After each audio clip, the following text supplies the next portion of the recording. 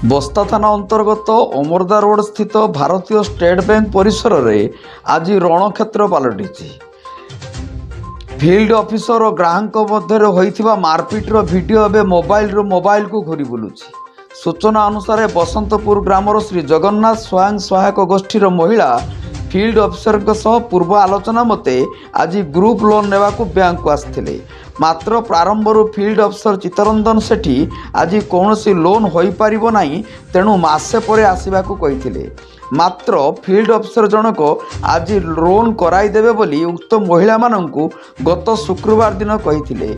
एही कथा को नहीं फिल्ड ऑफिसर और महिला मध्य जुक्तितर्क होइतिला। एही बैंक रो अन्यतम खाताधारक आयुष महांती आज शाखा को टंका जमा करिया को आसीथिले।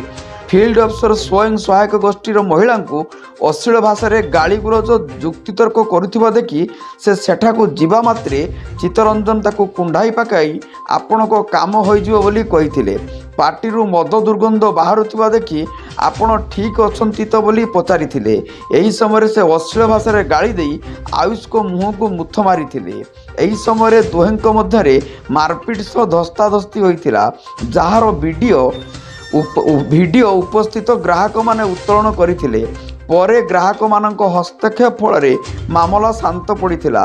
उक्त मद्यप फिल्ड ऑफिसर विरुद्ध में दृढ़ कार्यानुष्ठान लगी साधारण दाबी होउथिबा बेले आयुष मध्य फील्ड ऑफिसर विरुद्ध में लिखित अभियोग करिथिबा जणा पड़िछि। बस्तारू शिरीष महांती रिपोर्ट, जनता एक्सप्रेस। किछि नाही, से तार उत्तेजित हे आसी मो मोबाइल टा को कचाडी देला।